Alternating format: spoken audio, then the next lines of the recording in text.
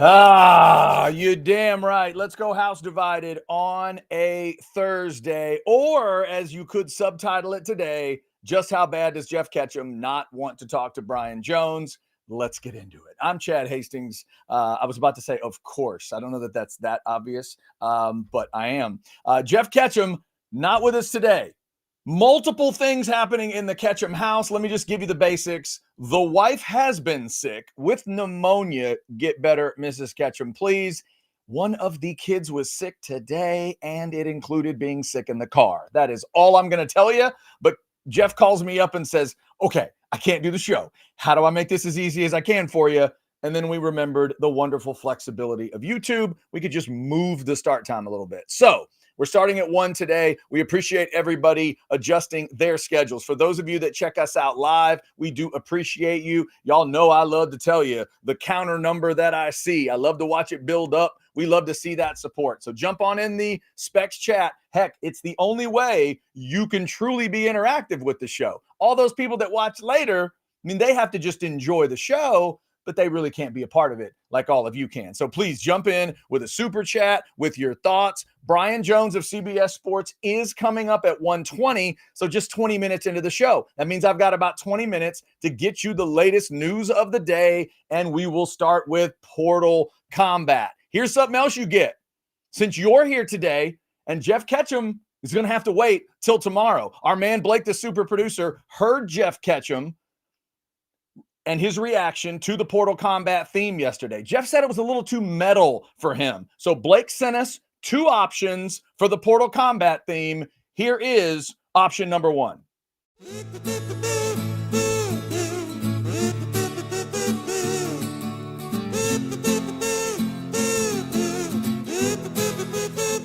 Get over here! It's kind of like a Willie Nelson Portal Combat, right? Here's option number 2.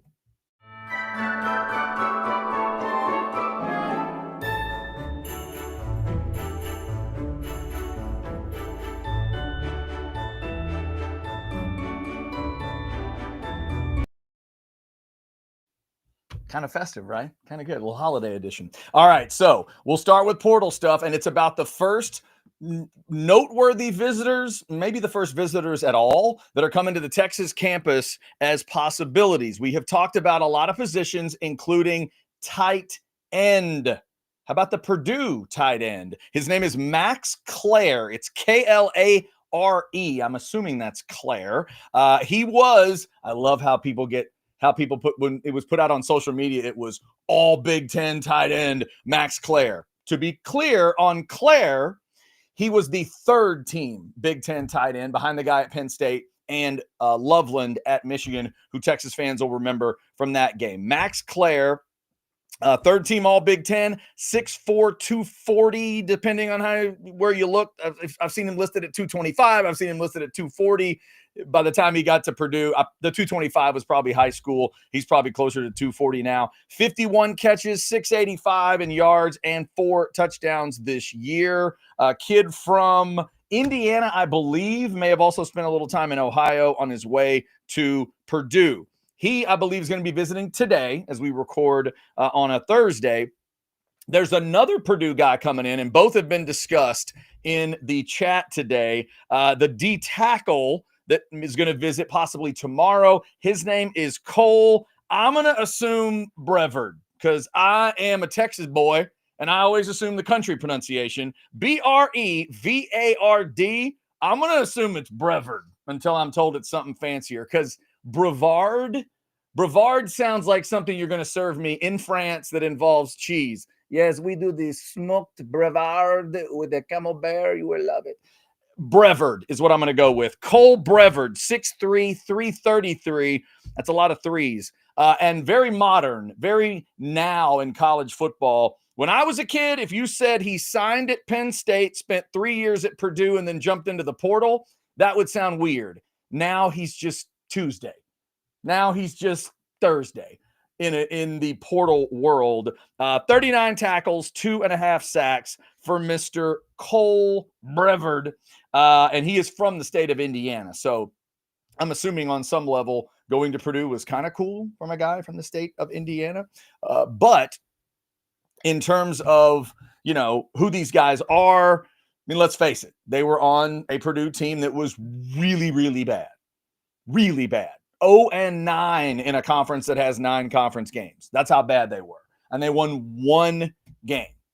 1. That's it. And in fact, as I say that, I don't even know what it was. So I'm about to look it up. If anybody knows, you're sick. You're absolutely sick if you could actually tell me what's the game Purdue won this year. I'm going to look it up right now. Where's my Big Ten? Where's my Big Ten? Come on there. It's all new now. We got to search for the Big Ten. Purdue. There it is. Okay. The Purdue Boilermakers beat Indiana State. Okay. They beat Larry Bird and Indiana State. There it is. This is interesting. Oscar, can we get Lou Holtz with a French accent? Oscar, how about a super chat? Huh? A little super chat? That's pretty fancy. Super chat? And Oscar, you've done it before. I tell you what, Oscar, you shoot me one of your standard $9.99s, and we'll get you a little Lou Holtz trying to speak French. That's a very strange. There'll be a lot of spit flying on that. And yes, look at that. Vikvin knew that it was Indiana State. So those are your 2 guys that are going to be visiting. And as some people have put in the chat, these are not 2 names I would totally flip out about, especially the D tackle, because Texas is going to need multiple D tackles. And this isn't like a super high impact guy, but Purdue has here and there produced some guys that are kind of interesting, like, the guy A&M got last year, Nick Scorton. He came from Purdue. Now, he had led the Big Ten in, I believe, sacks. I think that's what he was. He was a pretty big dog in the Big Ten, so not quite that level. So I think this guy can certainly help fill in, but it's not the biggest name Texas will need to see in the D tackle. Now, in terms of the tight end, I watched a little film on the tight end today. It's pretty good. Max Clare, big body, 6'4", the 240, fluid movement. He will.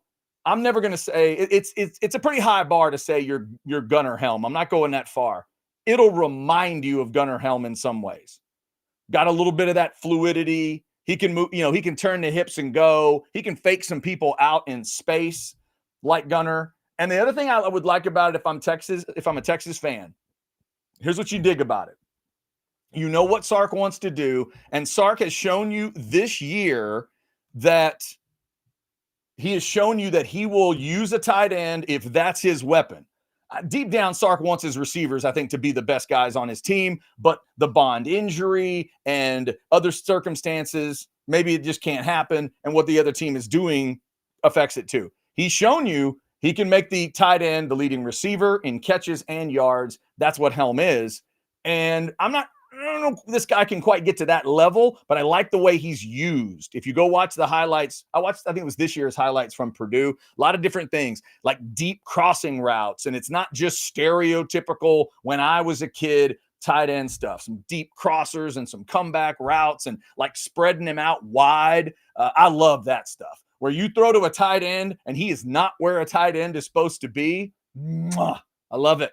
Those kind of plays. I always say to you Texas fans, because you'll remember the play, even though it's not what you want to remember. But that day in Dallas, when Mark Andrews was going down that right sideline in the Texas OU game, and no one knew he'd be there. I love that stuff with tight ends. Feels like Claire can do a little bit of that stuff. So I think that is good.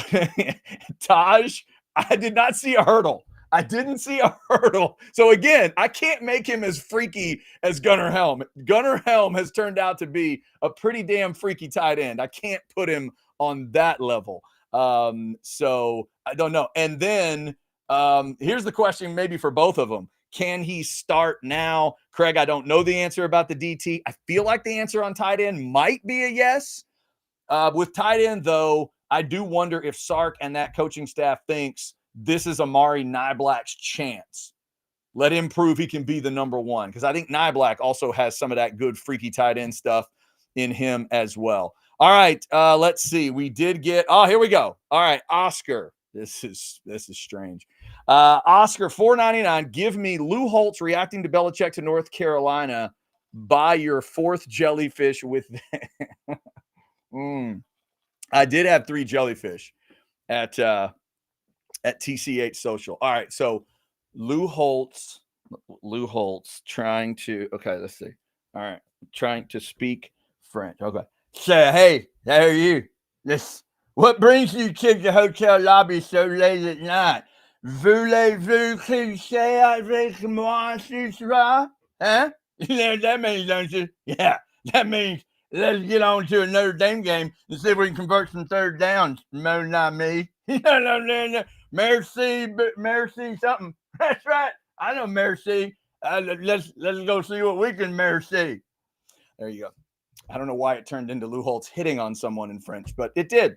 $4.99. Thank you, Oscar. Appreciate you. All right. And here's an idea. It's an idea. We'll see, Brandon. Washington better than Nye Black in Brandon's opinion. Brandon, I would love to be able to say that as we get into next season, because I'm being an older guy, right? Older football fans, we're suckers for big tight ends, man. Bigger the better. Give me 6'4", give me 6'5". You got a 6'8" monster back there? Let's go. Give me a big truck that can catch a football.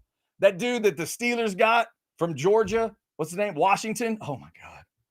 When they drafted him, I just ran in, told my wife, you're going to love him. He's going to be amazing. He's going to be the next great thing. He's been okay. He's been all right. So I am a sucker for the big tight end. Amari Nye Black would tell me it's not just about the size. It's not only size that matters in tight ends nowadays. We all know that is true. All right. Thank you, Brandon, for that. If you want to throw a super chat in, again, Brian Jones coming up here in about 8 minutes or so. So 2 portal visitors coming in. You got Max Clare, the tight end from Purdue, and you've got the D tackle Cole Brevard, the D tackle from Purdue. All right. While I have a sec, and since my man Oscar threw in an idea of the jellyfish, let's remind you where those jellyfish were consumed. TCH Social Austin. Come join that next watch party. The Bad Beat Bacon is waiting on you December 21st. It is a 3:00 kick. Come watch all the games at TCH Social Austin. There's your environment right there. Kids welcome, family welcome. It's not some smoky poker house. Although if you want to come play cards, you can do it. And trust me, that is not even close to the whole place right there. It's such a large venue. Everybody freaks out about how big things are there, but also everybody that's been has really enjoyed it and has great things to say, and they compare it to a sports book in Vegas. So come see us at TCH Social Austin. Also, if you love to play cards, but you just don't have time to get out to a card house, try Hijack Poker. Go to hijackpoker.com. You can download the app, and anywhere in Texas, this is for all of you inside the great state of Texas, you get $20 of free play when you use the code OB20. Make sure you use it by January 1st. That is how long that code is good. Shout out to TCH Social Austin. We love hanging out there, and we are going to enjoy it for the playoffs as long as it lasts for Texas. ZOV, catch ducking BJ again. I stand correct. Can't really deny it at this point, ZOV. It is a circumstance situation. Brian will roll his eyes. He might call Jeff an MF, and it's one of those things. But we'll have Brian on here in just a few minutes to talk some Army-Navy. That's 2:00 on Saturday on CBS. I know Brian loves Army-Navy. He's gotten to see this game live before. I want to get some of his thoughts there. But also, looking back on the championship game, what does he think about Texas not being able to get by Georgia again? This one really super close. What did he see? Where was his focus as he watched the game? We will dig through some of that coming up as well. If you want to throw in a super chat, it will go right to the top of the list. A couple other portal notes that I just saw right before the show, and a couple of these guys flash by. We'll have to have Blake, the super producer, update the jerseys, but Connor Wigman's got a new home, former Aggie quarterback, going to U of H. Everybody catch that one? Yeah, going to Houston. And Jackson Arnold is one of a couple guys that are taking a look at Auburn. Apparently Malik Murphy is also taking a look at Auburn. There's a lot of switching going on already. The Tulane quarterback is going to be at Duke. So Malik Murphy leaves Duke. The Tulane quarterback, Mensa is the last name. He ends up at Duke. And now it's Murphy, Jackson Arnold, and there are even, I think, a couple more names that Auburn is looking at. So who's going to be the next quarterback for Hugh Freeze at Auburn? Interesting. We'll keep up with that. If you can keep up with all the portal moves at the same time, you are a better man or woman than I am, because it's hard to keep up with all of it. But I did see those two notes that we can pass along today. Also, let's pass along a little congratulations, and we'll set you Longhorn fans up for a couple of awards. Did everybody see what Kelvin Banks pulled off? Huh? History. Serious history for Kelvin Banks. Kelvin Banks won the Lombardi Award yesterday, which is a big deal on multiple fronts. Let me start with, he's the first Texas offensive lineman to ever win it. The Lombardi Award is for linemen. It can be either side of the ball, but no offensive lineman had ever done it. The other three Texas players to win it are Arakpo in 08, Tony DeGreat in 84, and Kenneth Sims in 81. By the way, Texas fans, if you're a little on the younger side and you don't know the name Kenneth Sims, do a little research. Kind of a badass, kind of a freight train, kind of a D tackle that got drafted #1 overall in the whole damn draft and nobody laughed at all. Like that guy. Go check him out. So congrats to Kelvin Banks for that. 4th Longhorn ever to win it, first offensive lineman. He's also now the first Longhorn to ever win something called the Jacobs Blocking Award. I'd never heard of this thing at all. And make your jokes about the Aggie that never heard of that award. But the Jacobs Blocking Award is an SEC award given by the coaches for the best blocker in the SEC. And Kelvin Banks got it, year 1 for Texas in the SEC. That is very cool. Now, in terms of other awards, how about tonight? You've got the full slate night on ESPN where they roll out all the awards, and you'll want to focus on 2. The Outland Trophy is tonight, and Kelvin Banks is up for that. And then Jahdae Barron is up for the Thorpe Award. A lot of people think he should win that. Of course, Travis Hunter is involved, so we'll see. But that is tonight, 8 o'clock Central Time, I believe, on ESPN. So congrats to those guys. Good luck to those guys. But Kelvin Banks making some serious history. Michael jumping into the chat real quick says, Chad, the Purdue tight end has JT Sanders numbers this year. I definitely think he could adequately replace Helm next year. Yeah, Michael, I think so too, especially if you're going to, kind of combo up the idea of him with, Nyblack and Washington, whoever it's going to be. Nyblack and, is that right? Washington? Yes. But I think so too. I didn't watch a ton of film, watched a little bit of a highlight package, but he strikes me as that type of guy too. And that's a good point of JT Sanders kind of numbers. Again, 51 catches, 685, 4 touchdowns. That tells you they do trust him. And again, if you watch that highlight package, look at the different ways that they utilize him. That's what I would like about it if I'm a Texas fan today. KB Longhorn, ride or die today with the great Chad Hastings. Oh, thank you. Thank you so much. Look at you put the word great in front of my name. I don't know if anybody's ever done that. Thank you so much. Yes, and this is the overall theme all over the place. Yes, S-Rone. Hill got snubbed. Anthony Hill got screwed. Yes, and hopefully Anthony Hill can continue to use that as fuel. That will be good. Here's Michael throwing in. I had not seen this one. The Utah punter is on campus. Somebody's punter needs to be, Michael. Somebody's punter better be. Going into this game with Clemson, Texas net punting just gets worse and worse and worse. Eventually, they're just going to run out of teams to be in front of. They're at 126 going into this game. 126. Got to figure out the punting situation. And again, so Tyler was saying punter, and I think it is maybe it is the Utah punter. I have not seen that name for sure. Michael, if you want to throw it in the chat, we can do that. But there's multiple people talking about the Utah punter, and there we go. Oh, please tell me this. They're doing this just to freak me out. Come on. There's no way that's his name. Come on. Hang on. You're going to make me look this up. Hold on. You are going to make me look this up. There's no way. Don't you dare get me excited. Hold on. Utah punter. Utah. Oh, that is not what I just typed in. I typed in. Why can't I type a word? Good grief, old man. Use the. Oh, okay. Oh, Jack Bowmeister. That's his name. Now you said.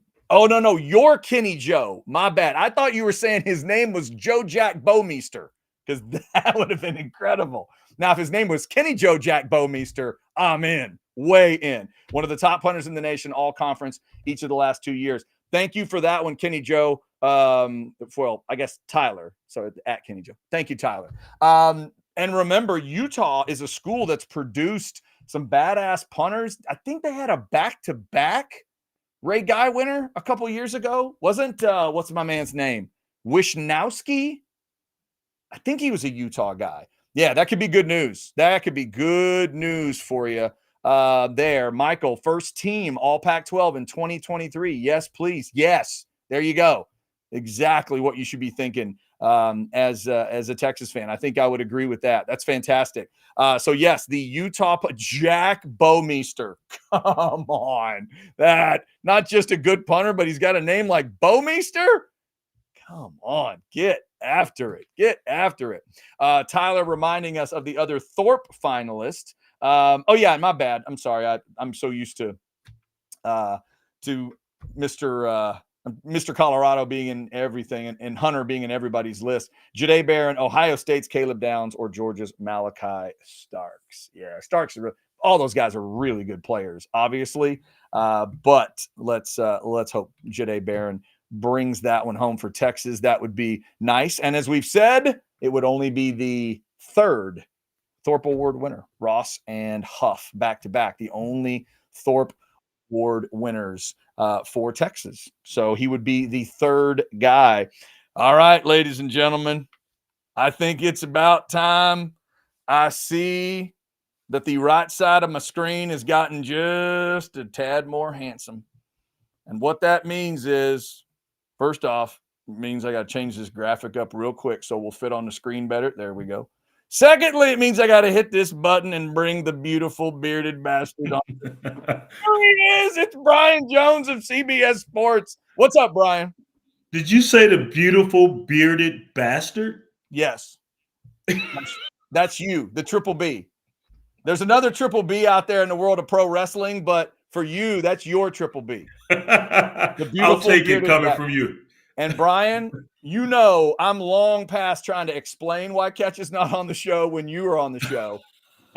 Just, you got to trust me. There are circumstances going on with sick people in that house that you don't want to deal with.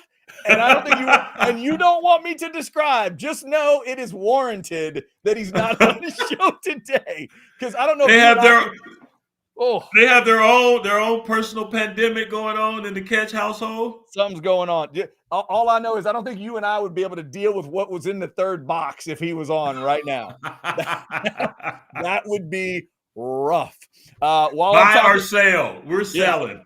That's right. While I'm talking to Brian, if y'all want to throw a super chat in, we can get to those. Also, I do have, Brian just referenced, I have a special buy or sell just for you, the crowd, today. Brian and I will talk about all kinds of stuff because we always do. I got special buy or sells for y'all. So that's coming up as soon as we're done with Brian. But Brian, we get to talk about a couple things I want you to hit on before we get to the majesty of Army Navy. I probably shouldn't lead into Army Navy with so much swearing, but I want to get your thoughts on Texas, Georgia, part 2.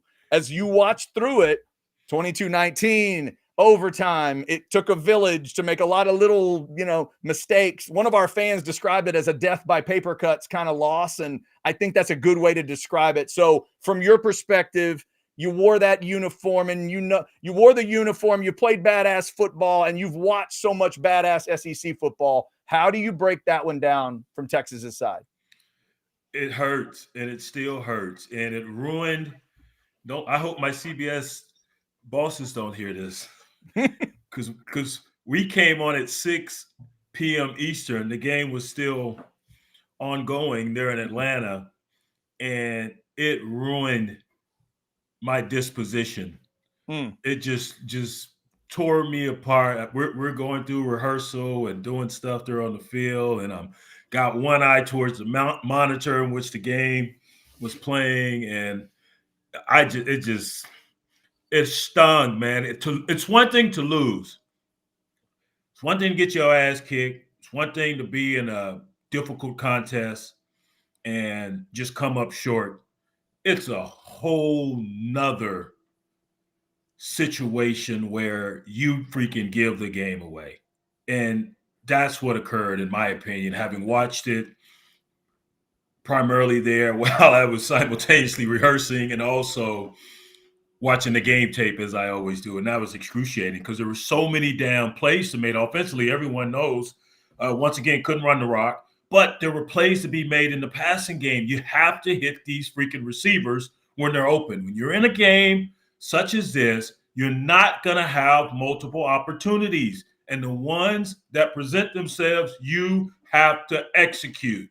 And time again, Texas is not executing with not wide open, but open wide receivers. That last PI, great.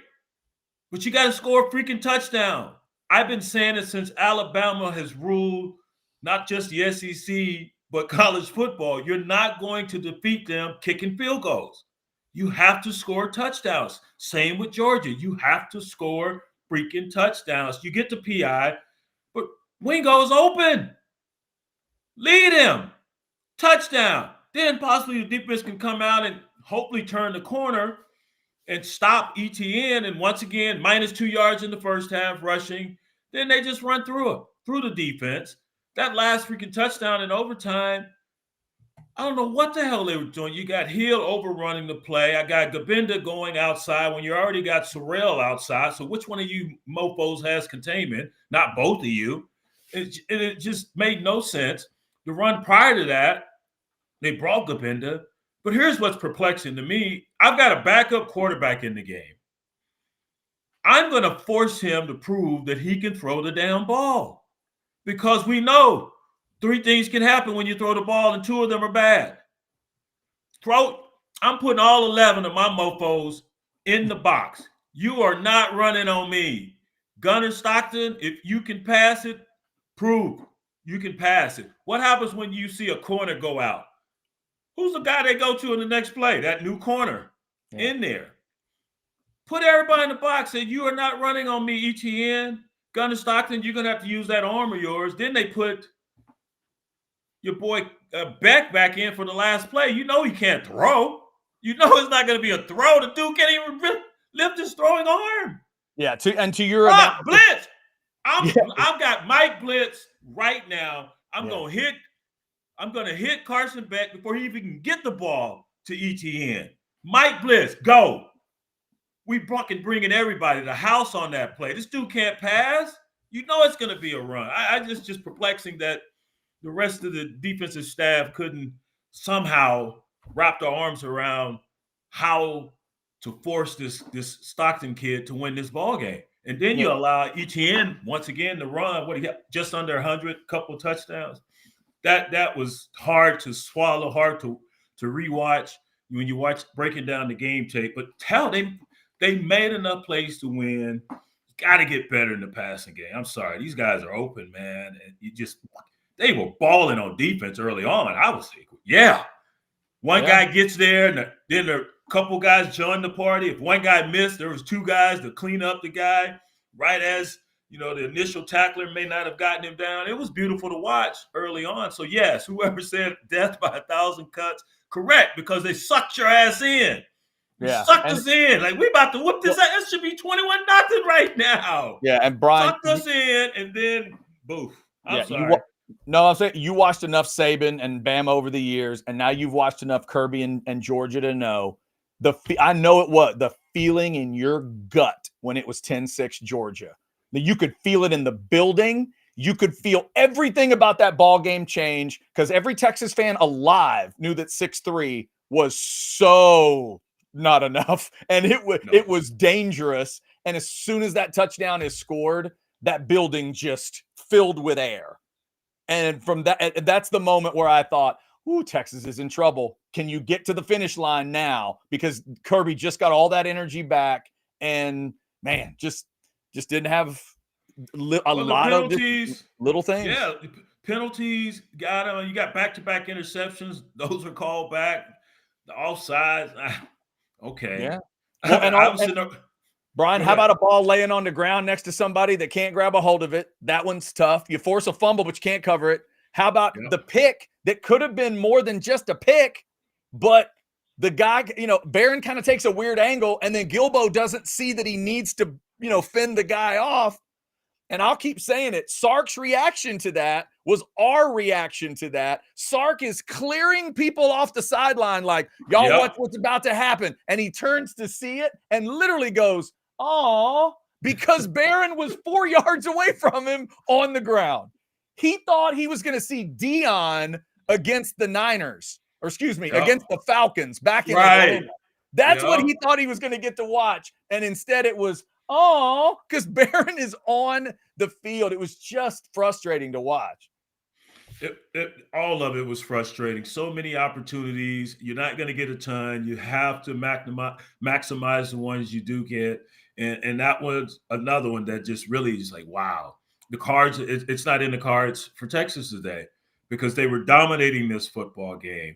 Offensively, defensively, not necessarily dominating by kicking field goals, but moving the rock. And so the game plan was good, and you didn't expect them to just come out and torch Georgia, which they did. And the offensive line is still problematic. 6 sacks, 7 in the first ball game. But you had plays. You drive the ball down the field. You have to tie it with a field goal instead of scoring a touchdown. Yeah. Not going to win that way. In transition to this week, that offensive line, get ready for this number 3. I think it's TJ Parker. He's got about 11, 12 sacks for Clemson. This dude can ball and makes a ton of plays. If you know anyone at SMU, ask them, or if you watch the game, because he made a ton in that one. So Clemson will not be an easy win. Maffa's a big, powerful back, such as ETN. They want to run downhill. And Klubnik coming home, of course, he wants to show off. And you got a running quarterback to deal with. So it was just frustrating as hell. And the same things keep happening in this passing game. You go back to Washington in the Sugar Bowl last year. Last 2 throws. Don't even give the receiver a shot. And so that can't continue to happen, man. Yeah, got to get rid of that desperate fade. I don't know why that is in the playbook. Brian, somebody wants an X's and O's question for you on defense. Yeah. Super chat, $4.99. Thank you, Jose. Brian, if we play a team with Georgia's D-line and linebacker personnel, would you like Texas to feature a more downhill approach to the run game as opposed to the zone? No, I like the zone, and the zone is great if you've got patient backs. I should have put it on the screen for you. I was reading it, and there you go. Now you can actually read it too. Yeah. No, zone is fine. You just got to make sure you got sticky offensive linemen, and they don't have to stay on these guys for long, but get some type of push where that back can be patient and he can go wide with it, or he can, one cut and burst, run through that smoke. That's the key. You just got to be consistent, and it's all right if it's 2-3 yards a pop. That's fine, because that puts you in third and manageable. 3rd and 3 or 4, great. I love that all day long. But if you're in 3rd and 7 and 8 and 9, so I'm fine with the zone scheme, man. That's what everyone runs. You just got to make sure you got some guys that can be sticky, but everyone screwed up on that offensive line. It was at times it was comical watching these guys, and I know Georgia's good, but damn, wow. That's my next question for you, Brian. What would you tell a Texas fan if they say to you, Brian, should I be concerned that we can't block and run against Georgia, or should I be concerned we can't block and run when we need to? Georgia. Okay. Because we've seen them in other games. Because it's 4.9 yards against everybody else. So it's Georgia. Georgia's our new daddy. That's our new daddy, man. Get him a present for Christmas. Yep. You just got to tip your hat. They're our new daddy. And so you're right. They're Debo. When Debo here, I don't be talking. When Debo leave, I be talking again. Georgia is Debo to Texas. So you chalk it up to those guys winning the line of scrimmage, and they do nothing in the first half. It's something about Georgia the second half, and I played on teams such as this. Yeah.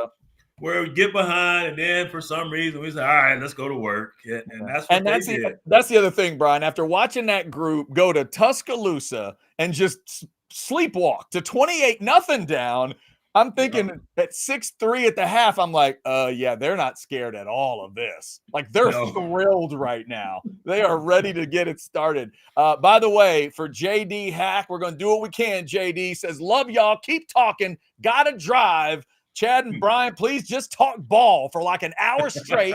just this once for your boy. All right, JD Hack, we will do what we can. We'll talk some football. We got Brian talking some Texas. We'll talk some other stuff with the Longhorns and playoff and all that. Brian, I also want to get you to talk a little Army-Navy. You guys have it at 2 o'clock on Saturday. Are you getting to go to the game or are you going studio? No, we're going to the game. I'm leaving when I'm done with you. Jumping in the car to pick me up, and I'm heading to the airport. So we'll be there in enemy territory, Washington Commanders. I was going to say it's DC this year, right? Yeah.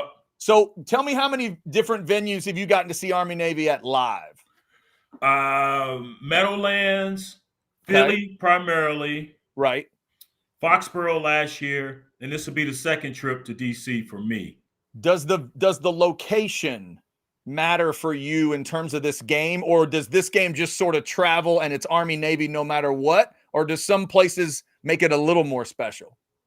It doesn't matter the location, but obviously some venues are better than others. This one, FedEx Field, it is not the most ideal right now. I'll say it for you. It's kind of known as a dump. It's the building that when Texas played Maryland there, it leaked on the media. Yeah. Like the press box leak. Do you remember that story? Man, I don't. We knew people in there in the press corps. It was leaking. The building leaked on them during the game. It was just sad. Yeah, it's not the most ideal location, but the game travels well no matter where they play it. It's going to be another good one. Of course, Army winning the AAC first year in the conference, and they just bludgeoned Tulane. Tulane made a lot of mistakes in that championship game, but Army did what they've done all season. Bryson Daly, the kid from Abernathy, Texas. You got Kanye Udo doing his thing at the running back position, and their defense bad to the bone. They got three very good backers: Modozi at the outside backer, and Thomas and Fortner inside. And they play extremely well.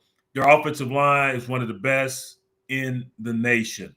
Very, very good offensive line, man. So, Navy was rolling along until they ran into Memphis and Notre Dame, and actually Rice beat them. They had about a 4 or 5 hour rain delay in that ball game, and Rice knocked them off. But they're potent as well with Horvath, their quarterback, and this new hybrid wing T. And Horvath's supposed to be back for this ball game.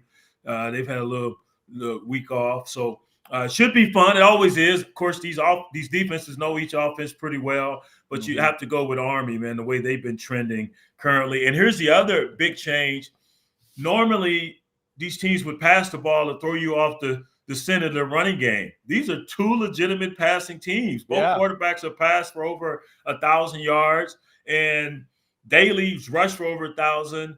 And now Udo, the tailback, has as well. And Horvath, he's close to 1,000, and he's only played, I think, in eight or 9 games. Who would have thought it? Army and Navy gets a little more interesting when you put in a splash of the Air Force. There you go.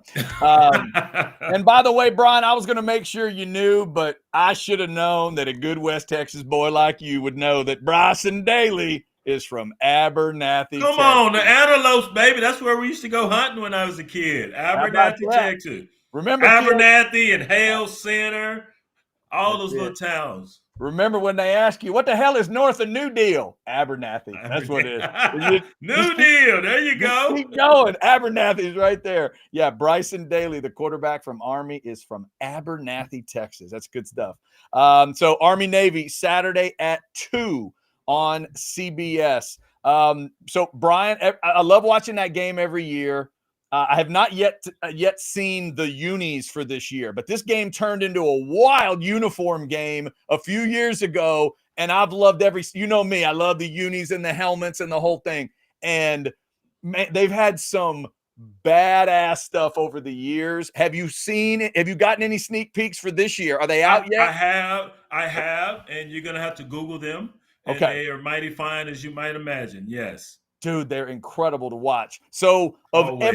of everything that game is, can you sum it up in like a sentence or two or whatever? I've never known any broadcaster that was a part of that game at all that didn't have just reverent things to say about it.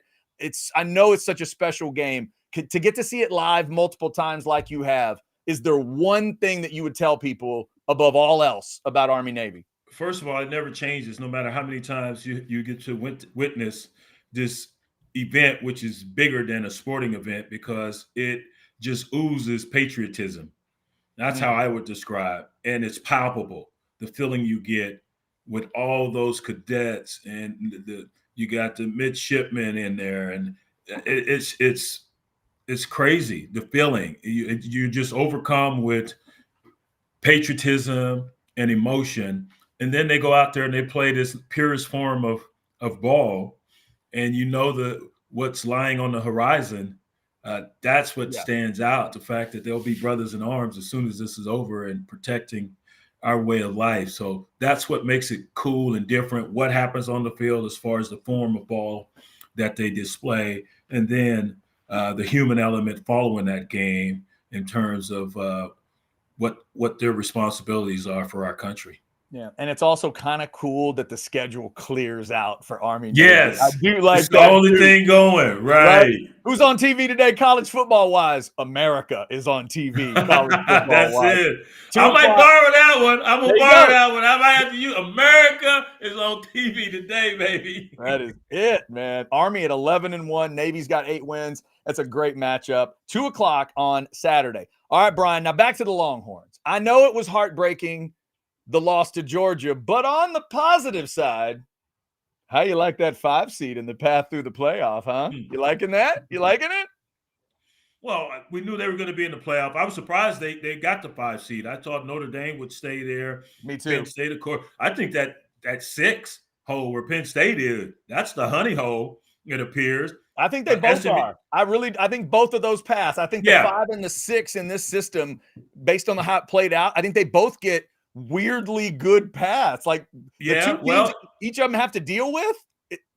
If Texas can play Texas ball and stop the run, because that's what both of them do well, and quarterback Klubnik, then you got Moffa, the running back. I know he's a little banged up. That defense is no slouch for Clemson. And you got on the if they get past him, Arizona State, now you got to deal with Cam Scatterboo, and this dude is a load. This is John Riggins 2.0, man. That's not a bad comp. I hadn't thought of that, but he does. That's how he runs. Mentality to him. But Brian, if I'm a Dan Lanning and Ryan Day, Dan Lanning and Kirby Smart, I might go to the committee and say, let me get this straight. Texas and Penn State get to deal with what should be the 9, 10, 11, and 12 seed. And then one of us may have to deal with Notre Dame, and the other one may have to deal with Ohio State. What the heck are y'all doing to us? If I'm the 1 or 2 seed looking at that bracket, I don't feel like a 1 or 2 seed. Right. That's the flaw in the system. And I think they should reseed after the field is set. And Oregon clearly should have the easiest path to getting to the title game, such as we do in March Madness. That should be a 1 seed versus a 12 seed, man. It doesn't take a ton of common sense to understand that, but hopefully we'll get there. This is the first iteration. I am just glad they did the right thing and they went by wins and losses, and SMU is a part of this dance. I think that was the right move, clearly because they came back in the ball game in which they were down, and it looked and appeared as though they were about to be boat race. Showed a lot of heart. They tied a ball game up. Unfortunately, they lose last second kick, but that team is damn good and deserving to be in this postseason tournament. So other than the reseeding, I have no problem with it because it's the first iteration, and we're going to have to prior to next year, kick the tires on this bad boy and see what we can do better. But I would start with that. 1 seed, you have the easiest path. Brian, I agree with you there, and I agree with you on the SMU choice. One of the things that I'm so sick of, and I know you got to witness a lot of it through covering the SEC, I'm so sick of these SEC people trying to tell me that it just means more unless they suck. Like, I hate that stuff. I'm sorry. You lost 3 football games. One of them was to that Vandy team, and they kept the ball all day. And then you went to Norman and you scored 3 points, and they scored 24. That's a disqualifying loss. Shut your mouth and go to a bowl game you don't care about. I'm so sick and tired of this SEC idea. I know I'll believe it, Brian, for 1 or 2. Don't talk to me about 3 lost teams in the SEC deserving something. That pisses me off. They usually don't let the facts get in the way of a good story, or a good sob story, I should say. Hey, you know what, Brian? Brian, it is no wonder that my people fit perfectly into that conference, because that's how they train us to not worry about the facts. Yo, people, I remember that you said it. Yo, people. Listen, it is laughable to hear this crying that comes from that side. As you mentioned, Oklahoma lost to every SEC team that's ranked except for one. That's Georgia, whom they didn't play, and Alabama. You go there and you score 3 freaking points, a 5-win team at that point. 3 points. And now you're sitting there, and I said this a couple weeks ago on our show, Thanksgiving week. Stop crying. I said it on that Friday afternoon. We had games after Thanksgiving. Those folks crying about going on the road and only scoring 3 points. You have nothing to crow about. Shut up and take your medicine. So, yeah, they got it correctly, but that's the SEC. That's what happens. And, if you beat them in a bowl game, well, we didn't really want to be there. Okay. Exactly. Well, why'd you buy the ticket? Why'd the team get on the bus? Why did they take part in all the accoutrements that come with the bowl? Don't give me that bull, Dookie. They're only happy when they win, and I understand that, but don't make all these excuses. But that's their coping mechanism. Yeah, it's tough, man. Sometimes that E stands for excuses, and I don't fully understand it. It's like, do you want me to worship you, or do you want handouts? Which is it that you want? Are you the best teams on earth, or do you need me to make an argument for you because you lost to Jackson Arnold? Like, tell me which one it is so I understand the math. Because here's what I know, Brian. What do you think the SEC community would have done if my Aggies had gone to Norman and lost by 3 touchdowns? Oh, God. They would have excoriated you. Right. Yes. They'd have been pre-buried. They'd have been buried before they got on the plane. Are you kidding me? Come on, now. No Unbelievable. Give me before I let you go, any other thoughts on the playoff as it sets up? You mentioned Texas and Penn State, those paths. We've talked to you a little bit as the season's gone on about, what you think of Oregon. And obviously we talked about Georgia today. Is there any clear, do you think if Oregon just plays their game, they're going to win this thing? Or is there a group of teams that you think is, in that upper shelf? Oregon is dynamite, but their defense was a little suspect the other night versus Penn State. I wasn't expecting that to occur for them to give up that many points, but give Penn State credit. But Oregon's offense, man, that Tez Johnson transfer from Troy, oh my goodness, he ran his check up by torching that secondary of Penn State. And they have so many weapons. They had a tight end whose name hadn't even been mentioned that much. He had 1 career touchdown coming in, and I forget number 18 for Oregon. Kenyon, I forget his last name, but he had 2 in that game. And damn, Chad, this dude put together. His sweat had muscles. It was like, damn. I was sitting there like, where he been? Kind of guy that makes you realize you forgot arm day. Damn. I forgot arms, legs, everything. His pinky toe does curls. You got him and you got Ferguson and at the other tight end, and then they got 2-headed monster at running back. The offense is dynamite, of course, with Dylan Gabriel running it. But I think they're going to have a rendezvous with I think Tennessee can beat Ohio State. I'm not buying what's his name, their quarterback? Dang it. Will Howard. Will Howard. I'm not buying what he's selling, man. These big games, you get him a little rattled, you'll get what you got versus Michigan. And I don't know if that was because of the hit he took or what, but Tennessee can play some defense. That's the thing with me, Brian. It's almost like with the season, the way it's played out, I'm looking for the team with the highest floor versus the ceiling discussion. I'm looking at a team. Tell me, like, who's got the better bad?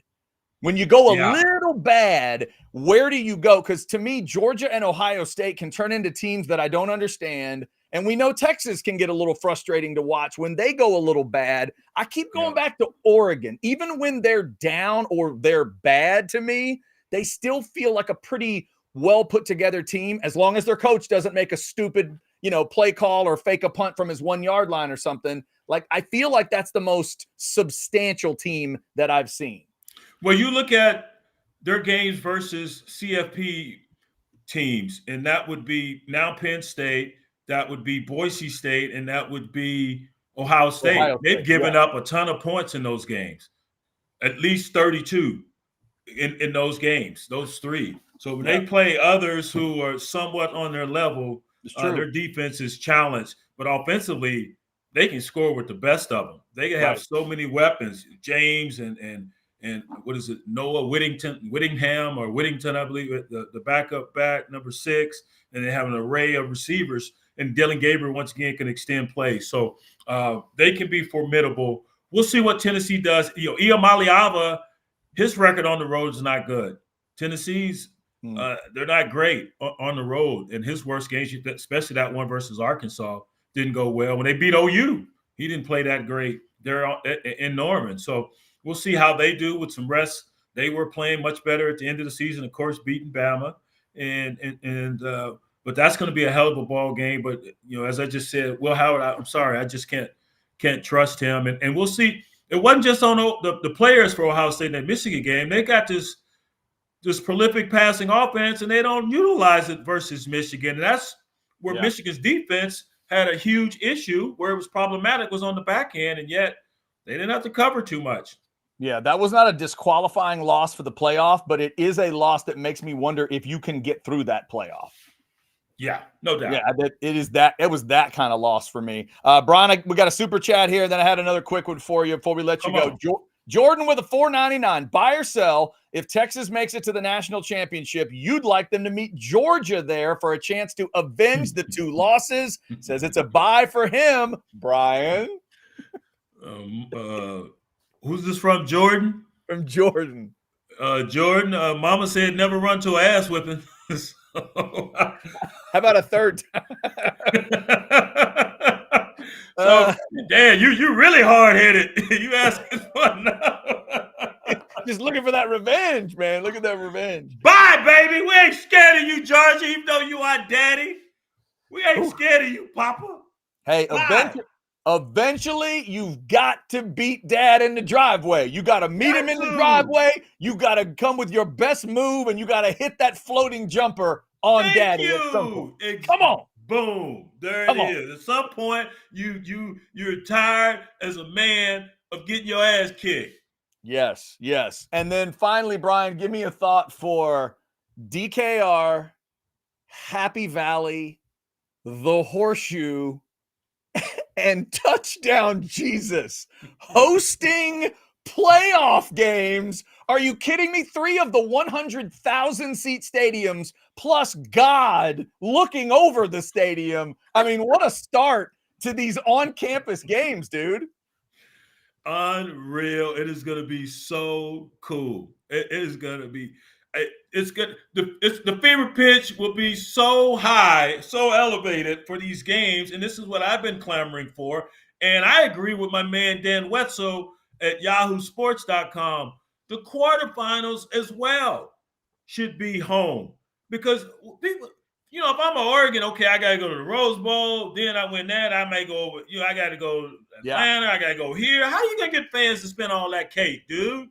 That's a lot of damn money to follow your team. Yeah, you know how important the bowl connections are, but I agree with you. What if they did it like this new NBA Cup thing they came up with? That it's been big. The fans dig it. The players dig it. We're down to the semifinals, and now you go to Vegas. Like everybody goes home and home, and whoever's higher seed gets home games until the semis. Then we send 4 teams to Vegas. I don't know if they would do it, because you'd end up with a bowl game that's out every year, right? Or at least one. You'd end up with a major bowl game or 2 or 3 that would be bitching every year. Well, I'd rather have that setup than the current one where you start. And I understand the tradition of the bowls, but it makes more financial sense if you had home games for the Oregons, those 4 who are sitting at home right now, and then after that round, let's go participate in these bowls. It's just going to be hard if you advance, and now I got to hopscotch around the country. Hell, that's a lot of cheese, man. And they are going to get right, they're going to try to give them some favors where they can regionally. But Brian, to your point, where Oregon would be playing Texas in a semi, don't you? They would probably be in the Cotton Bowl, wouldn't they? Jerry World, exactly. Yeah. And that's where Dan Lanning will be looking around like, huh? So we're the 1 seed, huh? We're the 1. Are you sure we're the 1 seed? Because I don't feel like we're the 1 seed right now. That's going to be a little weird to check it out. So we'll see what happens. But other than that, dude, I'm happy with it. I'm looking forward to it. It should be fun.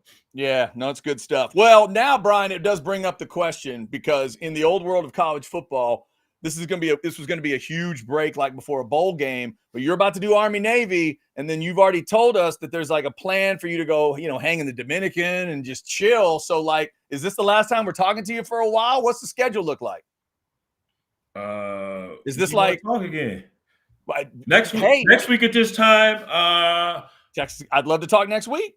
If you could, I'll let you know. You hit me up. We'll see what's happening. Let me know. Do they have like strong enough Wi-Fi in the Dominican where we could see you on a beach? You under a palm tree? You don't want to see all this on the beach, but you don't want to see. I don't want to see all this. I want to see all of this. I'm wearing the Speedos and everything. No, not that. I'd rather see what Ketchum's dealing with today than see that. No, I don't need to see that. All right, so no, please, no oiling of anything. No oil will be present. So I will communicate with you early next week, and I might communicate back. Okay, and you might communicate back. Either way, enjoy Army Navy, enjoy the beginning of your relaxation, and I will reach out, and you can either big time me or we'll see. You never know. Hey, big time you. That's just saying, don't bother me, my father. Yeah, that's DR in me is what that is. Right. Dad, I love you, but the DR wins every time. There you go. Every time. Blame it on that DR Wi-Fi. I'm sorry, Chad. It's a little spotty today, dog. I don't think it's gonna be. I don't crazy. think it's gonna work. It's just one of those paradise things. I don't know what to tell you. Safe travels, man. Enjoy that game and enjoy some time off. We always love talking to you. Appreciate you, homie. Stay safe. Hook 'em. There it is. Got to get the hook 'em in at the end. Brian Jones is going to be rooting for those Longhorns against Clemson. Always great to talk to Brian. And for JD, I hope we talked long enough. The show is almost an hour long. I don't know that Brian and I talked quite an hour. But anyway, thank you. And thank y'all for throwing super chats in while I was talking to Brian. Y'all need to fill me in on something real quick. If there's some tea to be spilled or if there's something going on. Craig said, Acho equals Geico caveman's brother. All right, give me what is it? What are we doing? What's going on with an Acho?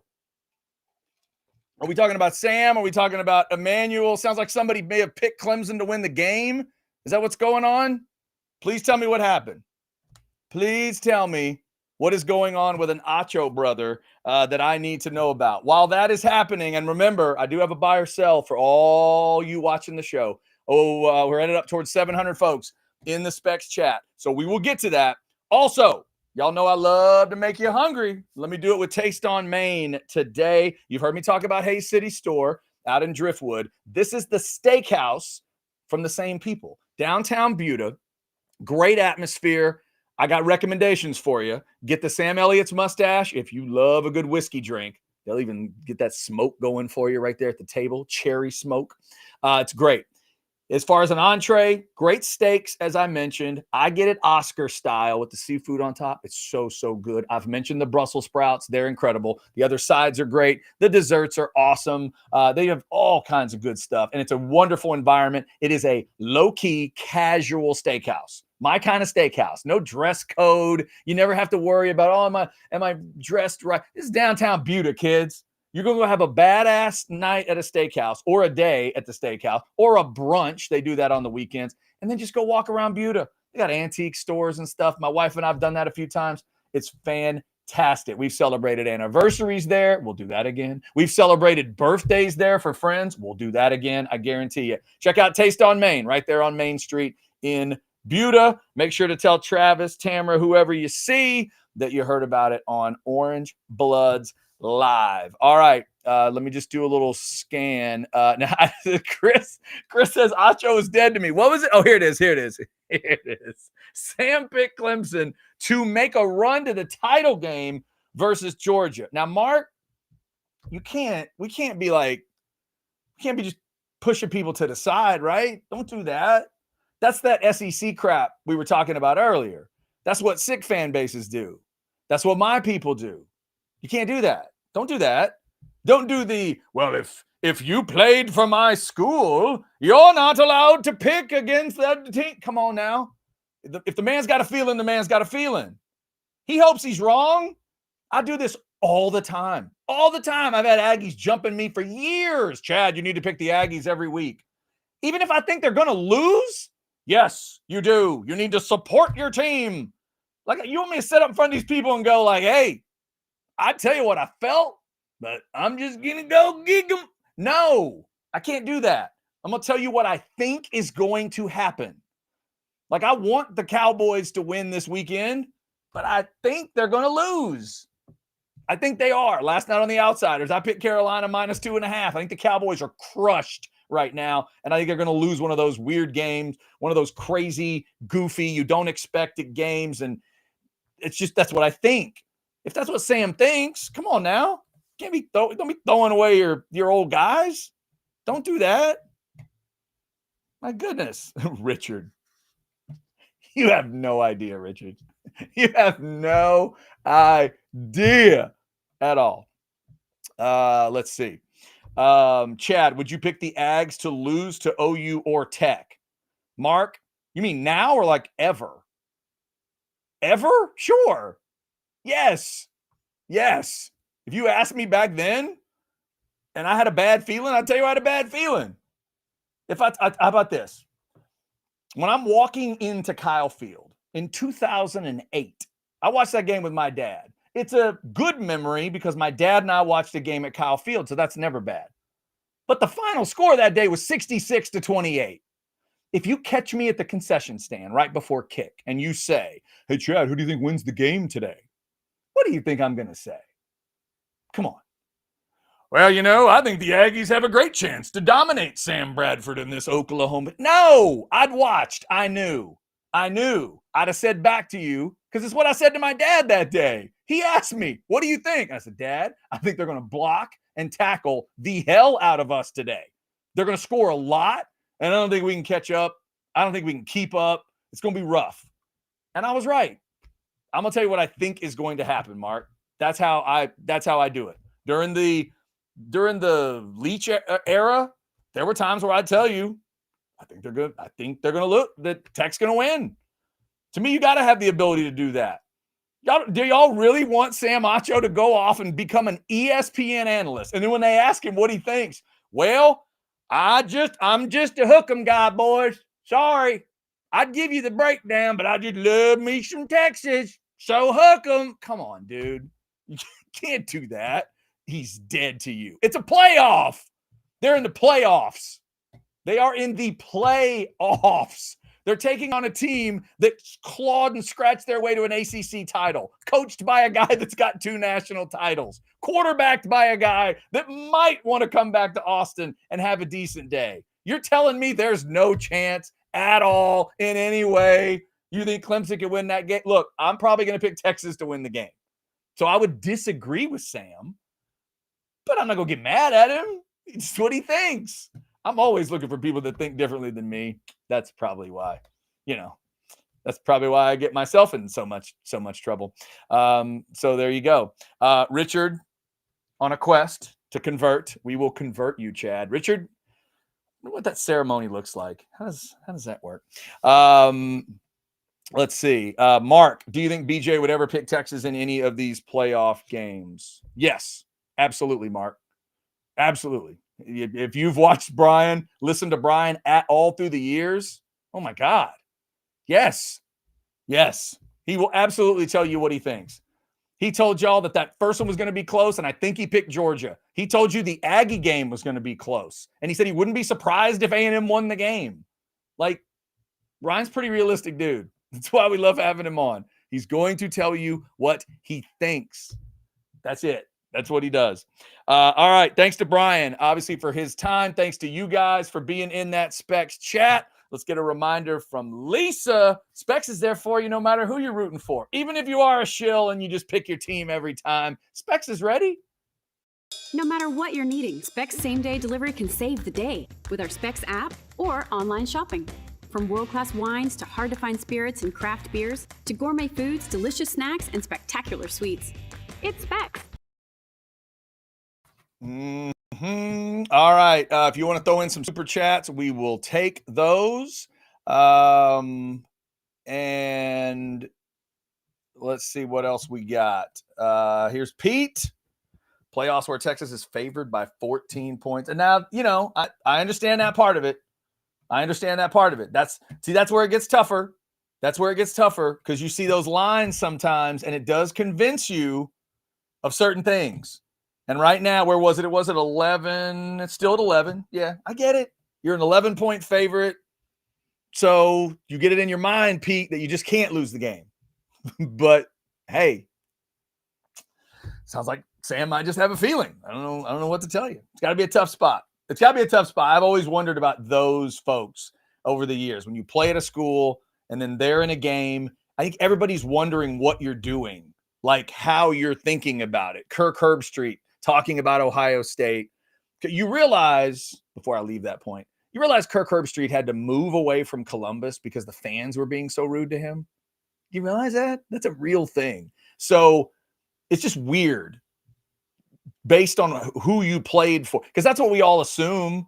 Everybody, I'm sure there's still people that probably listen to Troy Aikman calling NFL games. Well, he never liked the Eagles. He hates the Eagles. He's a Cowboy, so I just can't trust him. I don't know. There you go. Mark, I appreciate you appreciating me. Thank you. Yeah, appreciate you. It's something I heard out in East Texas a lot. The year I spent out in East Texas when I met my wife, hadn't heard that a whole lot for thank you. I like it. Appreciate you. They give you a lot of that with a CHA. Appreciate you. Liked it. Always liked that one. All right. Let's see. Don't see a super chat right now. A couple other things before I wrap up. The schedule stuff is out. You guys probably saw this, and I think the guys threw us a graphic up. Yeah, this is the SEC part of it for Texas. An interesting note, I think I'll hit each side of the house divided. In looking at the Texas schedule, Longhorn fans, you get a three games bye week, 6 games bye week, 3 games next year.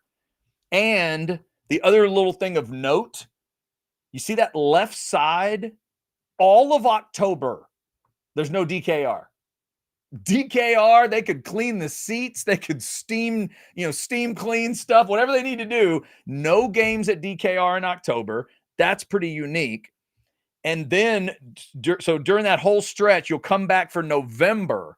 Then you get 3 of the last 4 at home, as you see on the right-hand side of this. Vandy at home, a bye week before Georgia. That's big. But of note, you do not get a bye week before Oklahoma like you did last year.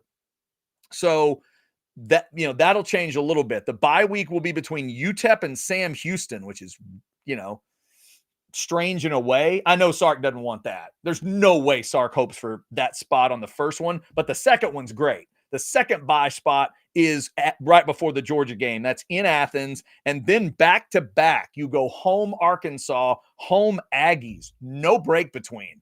So this past season, obviously, it was 2 out of 3 weeks. Texas handles both. Still super impressed with that. Now you got to do it back to back. So kind of thought that was interesting. But the full schedule's out there. You want to start planning your dates and looking at hotels and things like that. That is out there for you to check out. And maybe you can actually get tickets right now. I'm not sure. Normally by around January or so, I've looked into tickets for games, but maybe you can already jump into that.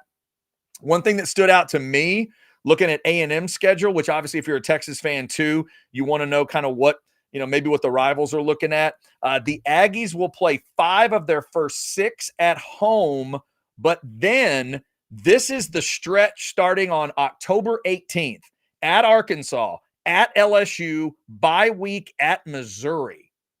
That's the stretch for the Aggies to really pay attention to. The lead-in for Texas for the Aggies is South Carolina at home, and I know, trust me, I know what that means. Now, at South Carolina at home, Samford at home, and then coming to Austin. Those are the last 3. So the Aggies actually have that pillow game inserted before Texas this year, which they didn't have this past season. Texas will have Arkansas right before A&M, both games at home. I have not taken a look at Oklahoma or some other teams, but just a thought there on those 2 schedules.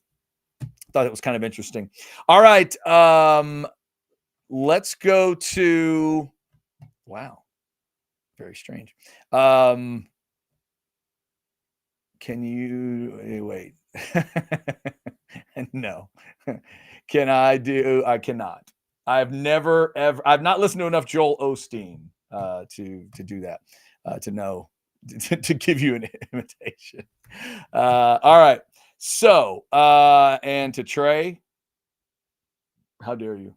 How dare you? Just because I said I met my wife in East Texas. I see what you did there. I see what you did. All right, let's get into a little buy or sell here before we get done. I whipped up a little buy or sell just for y'all, just for the fans. So here we go. Buy or sell number 1. Let's talk portal. You'd be shocked if this Texas portal class does not include a tight end. Y'all know I love the tight end. This is a buy for me. Easy buy. I would be shocked with Gunnar Helm leaving. I would be absolutely shocked if this class does not involve some kind of a tight end. We started the show today talking about Max Clare, the tight end from Purdue, 51 catches, 685, feels like a guy that could step right in. Sandman says bye. Yeah, right? Got to be a tight end. Got to have a tight end in that group. I agree.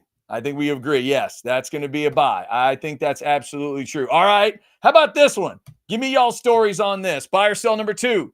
You have a side that you pull for in Army Navy. I'll give you mine real quick. I really don't.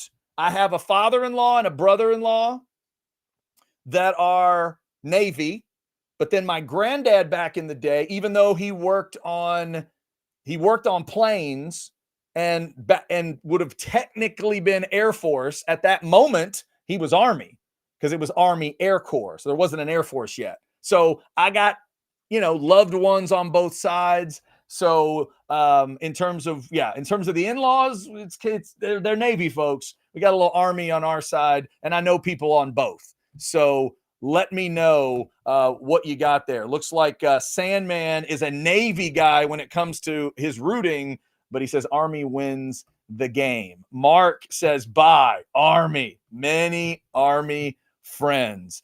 Richard says no, just pulling for Army so they have the best year. That would be cool to have a 12-1 Army team headed to a bowl game. That would be nice. My aunt, uncle, and cousins attended Annapolis. Sandman, a good reason there. I had buddies that ended up at the Naval Academy as well. So, yeah, I mean, I've got it on both sides of it. I love watching the game. Navy, William's nephew went to Navy or maybe is at Navy right now. Thank you for your service, wherever it was. Army, my son went to West Point. Good grief. There you go. I know who you're rooting for, Breaker. That is awesome. And yeah, big buy here. Go Army, beat Navy. By the way, let me give a shout out to a couple locals. We talked about the guy that's from the Lubbock area, Bryson Daly, the quarterback of Army, north of Lubbock, right there in Abernathy. How about Jack Kaiser For you Westlake folks, you know that name. Freshman running back. He is at Army. Hasn't done a ton for them this year, but a freshman, he's there. So Westlake folks might be rooting for Army that way. And on the other side, how about these guys at Navy? Luke Hutchinson is a big tight end. He's got 4 catches this year. He went to McNeil. And then Thomas Scully is a senior at Navy. He does have a catch. And my man went to Regents. That's right. He's one of the Knights playing a little 6-man ball in the Austin area. So shout out to all of those. And like Brian said, it's such a cool game. Just the pageantry of it, the patriotism of it, and the service around that game is so amazing when you consider where these players are going to ultimately, end up and how they're going to serve the country. So always cool to check out Army Navy. Again, 2:00 Saturday, CBS, Brian and the crew talking all about it. All right. This is a don't look it up by yourself. You're not allowed to look. Challenge yourself. Don't use the Google machine. Buy or sell number 3. The semis are set for the NBA Cup. You can name both matchups. This is a sell for me earlier today. I could not name both matchups. I'll give you a little bit of a hint. I knew my Mavericks weren't in it. That's all I knew. All I knew was that the Mavs weren't in it. So all I could have told you was the team that beat the Mavs. Hook says sell. Couldn't have told you. Couldn't have told you the matchup. I'm just wondering if people are following this. Some NBA fans are digging it. The NBA teams seem to dig it. We got another sell from Mark. Yeah. This is Richard. Don't watch basketball. Yeah. Some people might be in. Look, a lot of sells. A lot of sells. Wait. Money B's got one. There you go, Money B. That is true. Oh, we were that close to Houston and Dallas. It was going to be that, and then Oklahoma City beat Dallas. Houston, Oak City is the first one. And look at Money B. He's got both sides. Well done, Money B. Atlanta and Milwaukee on the other side, and Atlanta is playing their ass off. Trae Young is playing so well right now. So that's good. And, you know what? Halfway, Roger, not bad. Roger got half of it. Sell one matchup at Houston and OKC. No idea on the other. Yeah, I know. It's a lot of people maybe not following, but Saturday is both of those games if you want to check it out. This is where they head to Vegas for the semis. All right, speaking of Las Vegas, massive birthday. We're going to music. I'm going to give you an all-time concert. Let's see what you do with it. Buy or sell. Number 4, Frank Sinatra would have been 109 years old today. Rest in peace to the chairman of the board. Imagine him in that suit, drinking some whiskey at 109. Prime on prime, one night in Vegas. You'd rather see Frank than Garth, Celine, or Adele. 2 guys, 2 girls. Who do you want to see in their prime? Las Vegas. You go to whatever casino you want. Whatever show you want, whatever you want it to be. You want to see Frank? I think for me, this historically, I think it has to be a buy because I probably get to go back to what's the prime for Frank, right? Somewhere in the 50s or 60s. It's just, I feel like that's the play here. As much as I'd like to see Garth, I don't want to see Garth Vegas Garth above all Garths. I want to see Garth like floating in Texas Stadium Garth. Like massive Garth. That's what I want. And I don't think the most massive Garth is Vegas Garth. I've had people tell me about those shows and they're great. I'm not saying it wouldn't be good. But Sinatra? Roger says bye. Frank in his prime in Vegas would be unreal, right? Where would that be? I don't even know. What's the prime back? It would be at a casino that's not even there anymore, probably, right? You'd go back to I don't know, the old, what's the place where I saw the Stardust or something like way back? It's probably one that was dead. It was probably demolished before I went to Vegas the first time. Yeah, bye. But Frank would have been canceled long before I would be able to attend. Paul, no, we're assuming the show happens. No, show's happening. Trust me. You get Frank. You get whatever Frank you think is prime Frank in Vegas. See, if I'm going Frank, I think I'd pick like Frank right before, I think this is a good call. The Hilton or the Flamingo. There you go. There you go. Or the Tropicana. Good call. I'd want Frank right as it was starting to turn, right? Like, I want Frank where the voice is still the voice. He still cares about putting on the show, but he's starting to think about stuff. He's starting to think about the business. He's starting to think about who's out to get him. And it's just all the claws of life are just starting to really affect Frank. And he's starting to feel like, you don't want to admit that he's getting older, but he's starting to feel that way. I want that energy on stage.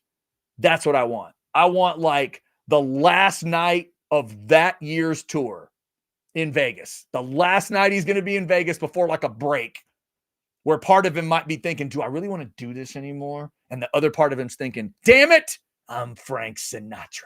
I'm going to show him who I effing am tonight. Let's go. That's the Frank I want to see. That's the one. There you go.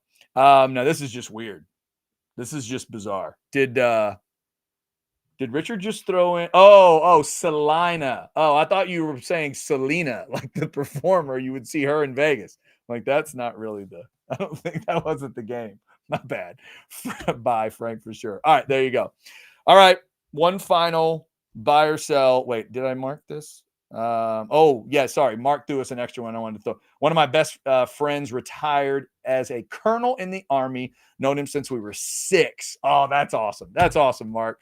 Yeah, well, there you go. That's definitely a Go Army side story. So many good stories like that around that game. All right, here we go. Last one. I apologize to everyone watching that is not a pro wrestling fan, but I have come up with a fantastic hotter than, and I'm going to need all you wrestling nerds to help me out. You ready? Because if we've said it before, there's certain women, if you're going to go hotter thans, you better have something on the other side. And I do. Here we go. Buy or sell. Number 5. Prime on Prime, wrestling nerds. Stacy Keibler, hotter than Jade Cargill. Let's go. Man's game. Man's game. I'm going to take a sip because I'm proud of myself. This is such a man's game. I'm going to have to present this to Catch. Maybe tomorrow. Maybe tomorrow. Man, I think I know the answer here, but it's close. It's close. Hooked on the Horn says bye. Hooked, I think you're right. I think you are. This is man's game stuff, though. Man's game stuff. I went to an AEW show at the Cedar Park Center, HEB Center in Cedar Park now. And we got a lot of Keibler fans in. Keibler by a million, says Mark. Another person just says Keebs. And we sat next to a guy, and as soon as Jade Cargill's music hit, back when she was in AEW, of course, he turns to me and he said, he started clapping. He turned and said, "This is the reason I'm here." And then he turned back and said, "This is proof that God exists." And then just kept clapping and keeping his standing ovation going. It was fantastic. Ultimately, I think Keibler might be the answer. Roger says, my 13-year-old says Jade Cargill, but I'll go with Stacy Keibler. Roger, your 13-year-old might not be wrong. It also depends on what you're looking for in a woman. That is true. If you just want straight, flat out sex appeal, you might go with Keibler. If you want straight, flat out sex appeal that can throw anyone over the bar, you might go with Cargill.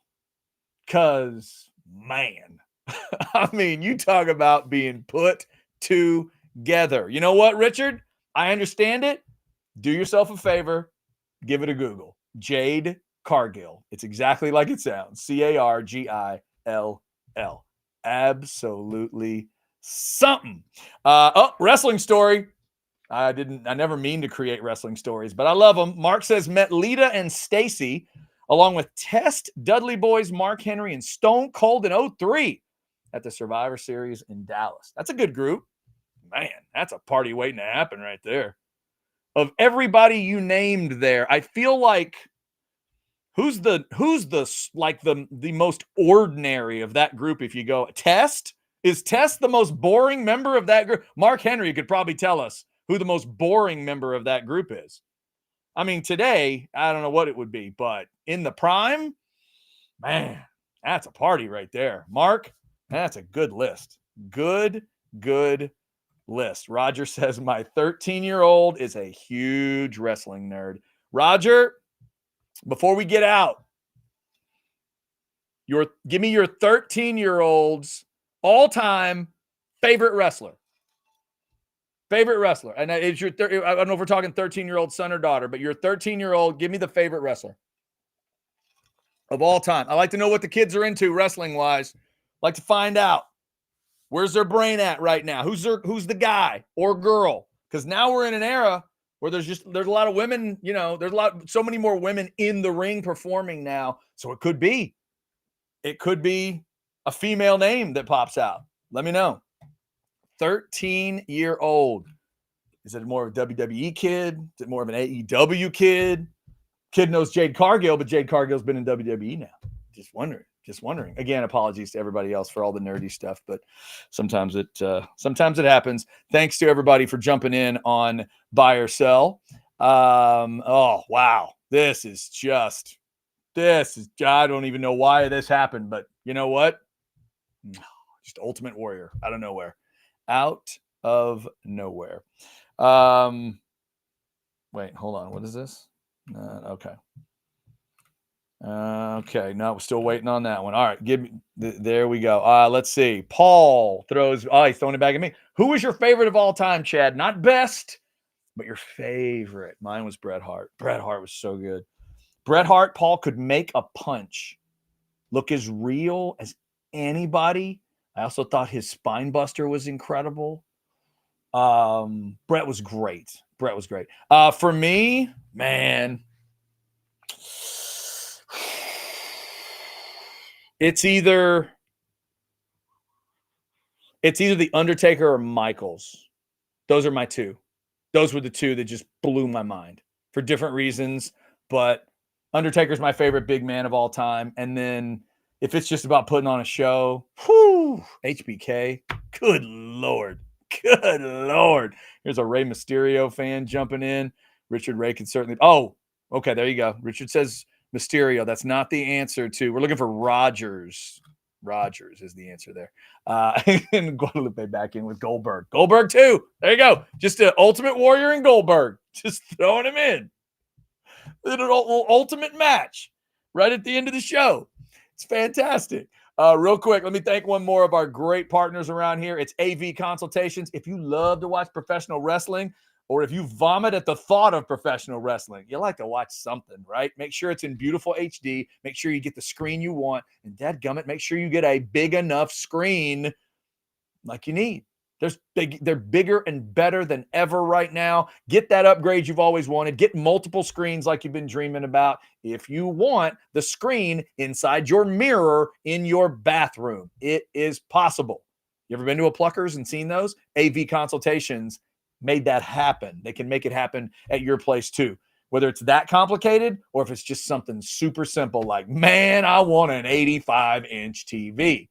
AV Consultations gets it. 255-8678 or go to avconsultations.com. They've been doing it since 1988, since guys like the Ultimate Warrior were wrestling back then.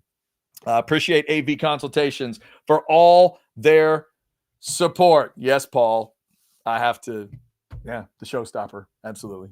Oh, here we go. Roger's back. Says the current favorite, I think, is CM Punk. All right. One of those guys, one of those kids, rather, that, again, I don't know if it's a boy or girl. CM Punk. That's a magnetic dude.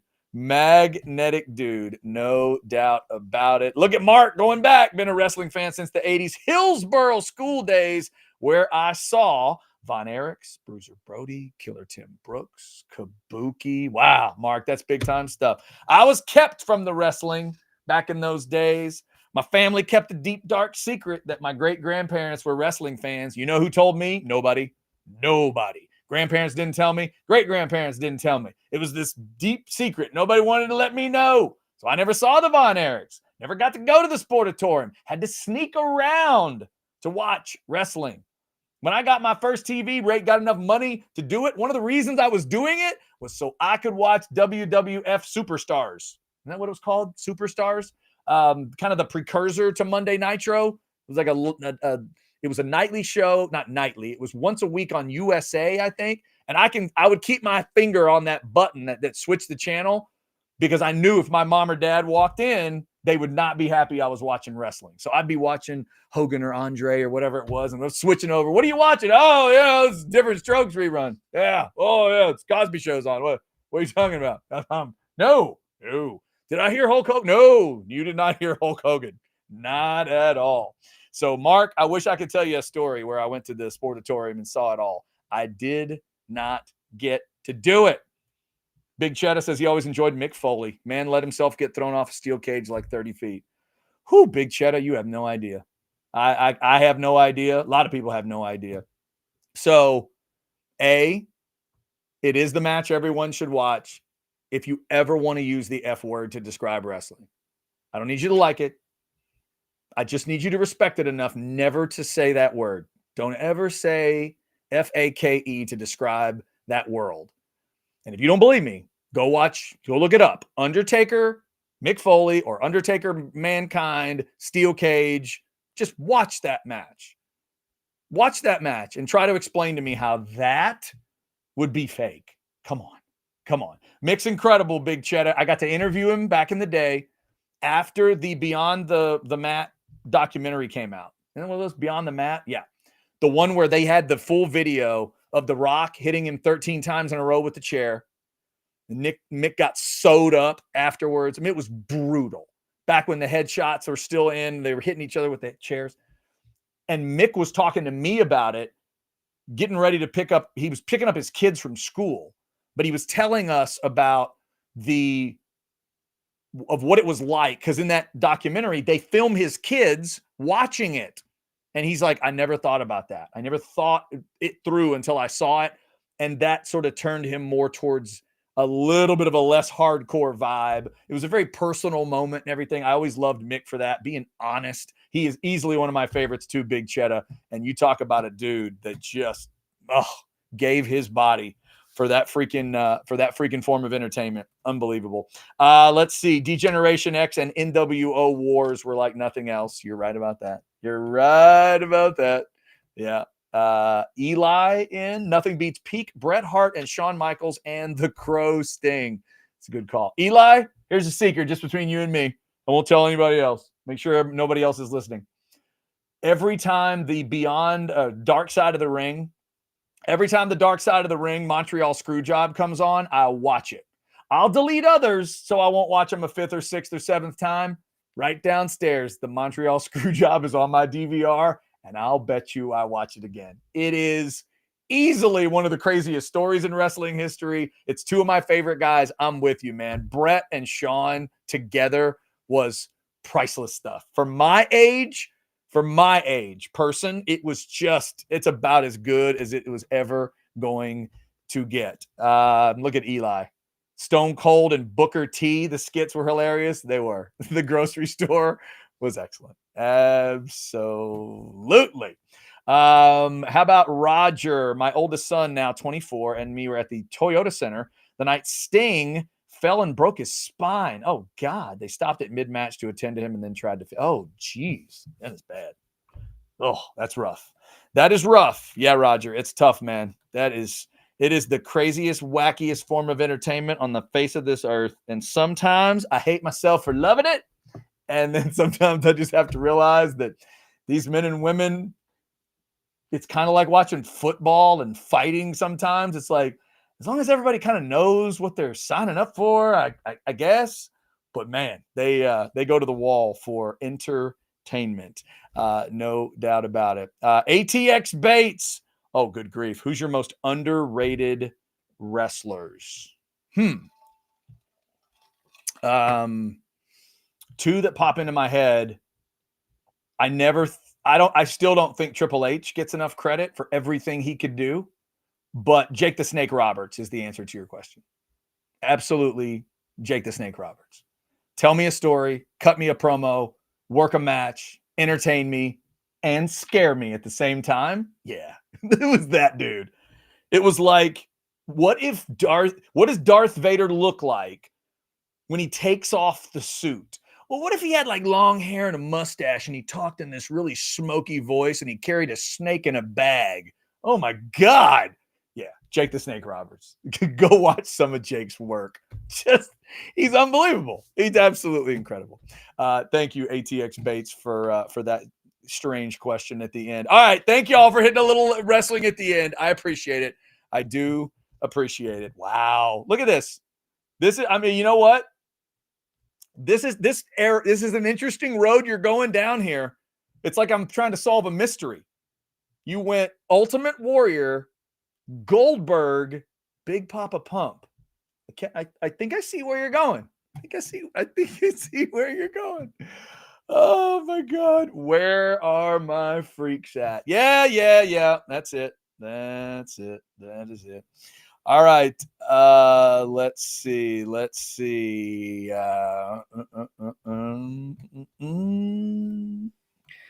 Look at Eli throwing in. Gold Dust was so underrated. I'd buy that. Dustin's a hell of a talent. Oh, hell of a talent. No doubt about it. ATX Bates. Yeah, Jake led to Austin 316. That's a good story. Yep. Good one. That was a different Jake Roberts that Stone Cold was going after, but you are absolutely right.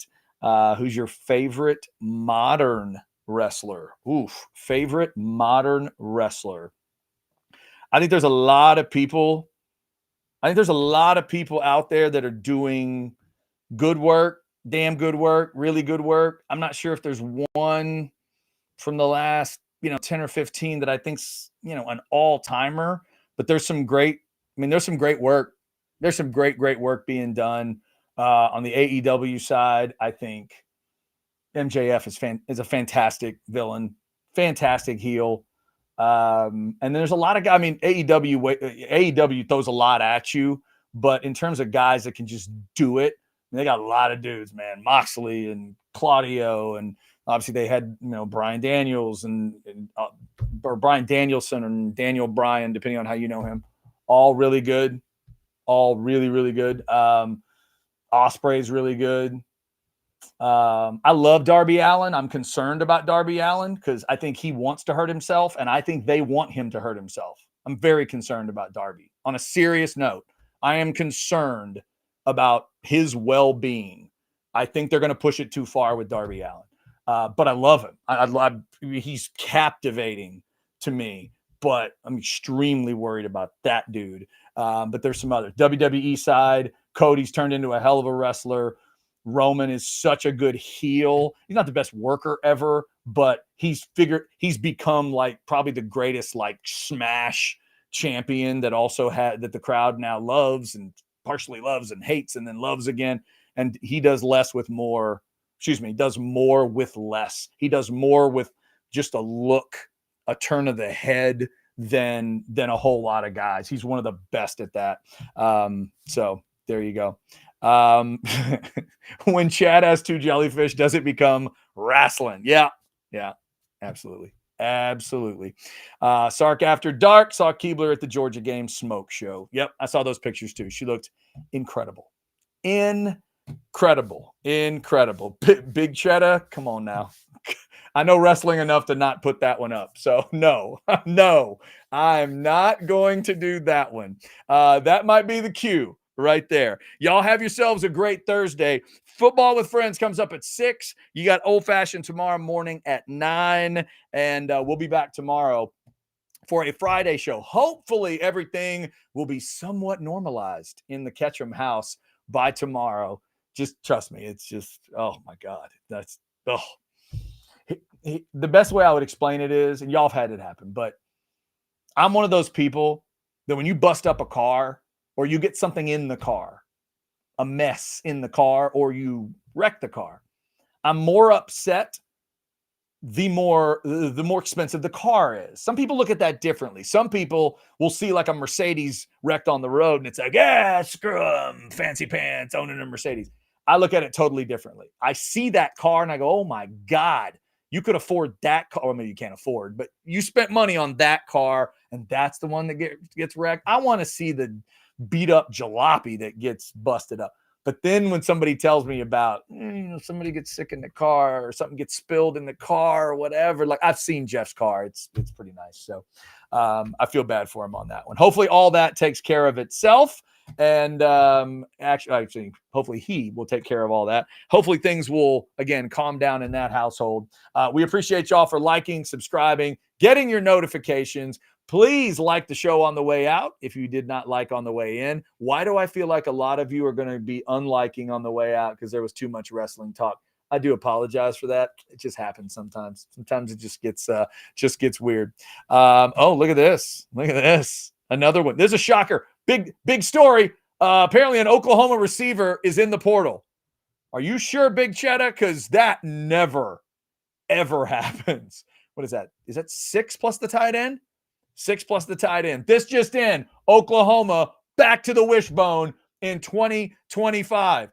Can you run the wishbone as a quarterback? Call Brent Venables if you can, because the fire hose now has to run through a wishbone because no one who can catch a pass wants to go to Norman, Oklahoma. This just in. Big Cheddar, thank you for that update. And you know what?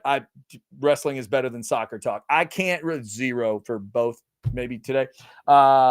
Big Cheddar, I would agree with you, but that's it. Hey, Jeff will do both.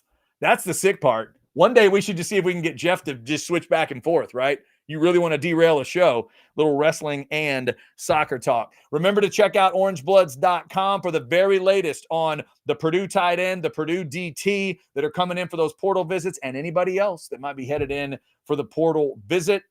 We're sitting here on the 12th. That means there's 10 days left for these visits to happen. They can only do the visits up to the 22nd, if I'm reading correctly, and then that portal, again, will close in terms of getting into the portal. It'll close on the 28th. Again, Connor Wigman going to Houston. Jackson Arnold may end up at Auburn. He's doing that visit. And Malik Murphy also visiting Auburn. We'll keep our eyes and ears peeled on all of that. Y'all have yourselves a good rest of your Thursday. Take care. Maybe watch some old wrestling. I may go watch the old Montreal Screwjob Dark Side of the Ring right now. And by maybe, I mean I absolutely will. Brett, Sean, shout out to you. Everybody take care. Get everybody feeling better in that house. We'll talk to you tomorrow on Orange Bloods Live. See ya.